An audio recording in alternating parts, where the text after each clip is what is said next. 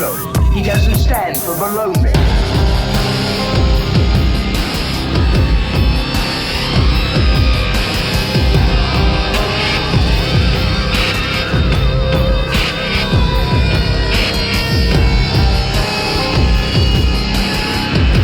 Sounds like a lot of supernatural baloney to me.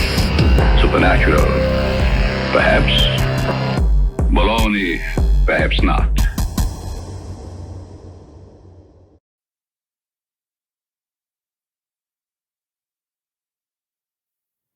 Yes, well, as we get older and older, I'm 77 right now. You can't live forever, you know. So if this procedure I'm going to have to clean the blood doesn't work, then I've got probably a few more months to make it before my kidneys shut down, you know. So that's kind of why I'm kind of going along with the interview at this time. You're seeing that what you went through is just too important for people not to know about. Yeah. Yeah. Can you just, can we start at the beginning with your military career and just walk through what exactly your experiences were? Was drafted into the military and got into the U.S. Army. After that, I was sent to the Signal Training Center in eastern United States. What year would this be? 58. I went through the signal training course. And at that time, I went through the radio teletype course and also the cryptography course, crypto. They had 5 instructors that were getting out of military service. So they pulled the top 5 students, and I was 3rd in the class. So I got pulled as an instructor. Now, were you at this time also working yet for CIA? No. Not yet? No. After one day, my boss came to me, and he said, how would you like to, make some extra money? And I said, oh, money is good. So he's explained to me that he could put it through, would have to get a top secret White House Q clearance for the job, And I thought, boy, must be a pretty exclusive thing, And I said, well, what is this? And he said that I'm director for the CIA for Eastern United States, And I said, oh, I didn't know that. And he said, you weren't supposed to. After about 6 weeks, my security clearance came through, and I got my CIA card. It was an ID card, like a credit card, where I could just go up to the door and slice it, walk right in. And my name at that time, I used a artificial name too. Never used my real name. I started working with him on the project he was on, and that was Project Blue Book, which was kind of partially a fraud. You're saying some of the Blue Book cases were, Yes. were completely fictitious? Yes. But the cases that we got came from, I think it was Fort Belvoir, Maryland. Fort Belvoir? Yeah. And it didn't come from the Pentagon, or it didn't come from CIA headquarters. But we would get reports about a certain sighting that they had in Mexico or Italy or something like that. And then we had people that would follow through on it, that would go out and interview the people to see if they were nutcases or if it was real, So they'd be going overseas frequently? I wasn't, but I always stayed wise. But the people we had working with us from the CIA would do that. We would get like a new report probably a couple times a week. I was coming into the Army fresh off the farm, you know, so I really didn't have much knowledge of anything, but my boss filled me in on Project Blue Book and what they had found so far, as far as grays and aliens and the Roswell incident. How did you feel when this first got dumped on you?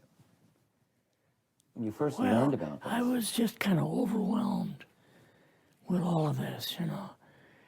And I said to him, I don't know if I'm going to be able to be a judge of this type of thing. What's real, what's not, when I don't have much knowledge of it, you know. So... What did he say? He said, well, we have to build the information as we go, and you'll see how this thing is working out. And then the other thing is, of course, you really weren't able to tell family or close friends, obviously. No, I couldn't tell anybody. In fact, I had to take a vow that I wouldn't tell anybody. A lot of it for 40 years, and more of it for 50 years, which is up in 2010. You're doing all this crypto work, you're looking at images, photographs, video. It's 1958, maybe the fall of 58. What happened after this? At that time, the Project Blue Book thing kind of went pot, you know. If you remember, back in those days, they kind of declared it as a nothing, you know. Mm-hmm. Right. And they were telling the world all UFOs are misidentifications, hoaxes, balloons. Psychological issues, whatever. Yes. Yeah. So my boss came to me and he says, we've both got a new assignment. And he says, oh, I said, where are we going? Oh, he says, we're going to the Capitol. We're going to be part of the Eisenhower push. He's trying to find out something about all about these aliens that MJ-12 was supposed to find out, but never sent back reports to him. The MJ-12, the UFO control group, were they calling it MJ-12 at that time? Yes. They called us in, went into the Oval Office, and President Eisenhower was there and Nixon, and they said, we called the people in from MJ-12 from Area 51 and S4, but they told us that the government had no jurisdiction over what they were doing. So being a general, past general, you didn't tell them to go to hell without any real good reason, you know. Mm-hmm. So he said, I want you and your boss to fly out there. I want you to give them a personal message. And he says, I want you to tell them, whoever is in charge, tell them that to get in, they have this week, coming week, to get into Washington and to report to me. And if they don't, I'm going to get the First Army from Colorado, and we're going to go over, we're going to take the base over. I don't care what kind of classified material you got. We're going to rip this thing apart. Eisenhower was going to invade Area 51. Yeah, with the First Army. So you go out with your superior. Yes. You fly out. You land. What happens? Can you describe this whole process, what you saw? They took us the 13 or 15 miles south to S4 and like different garage door openings. Okay. And in these garage door openings, they had like different saucer crafts. The very first one had the Roswell craft in. It was kind of crashed up, but apparently every alien that was in it died except for a couple. So you see the Roswell craft, and what are some of the others that you see? Well, the Roswell craft was really strange because it looked like real heavy aluminum foil. We could rock next to it, and you could rock it. The whole thing probably weighed 150, 300 pounds. Could they tell what the source of power was of this craft? Yeah, it was like a reverse gravitational thing of some kind. In fact, one later on, I got the mathematical code for reversing gravity in a 3x5 card.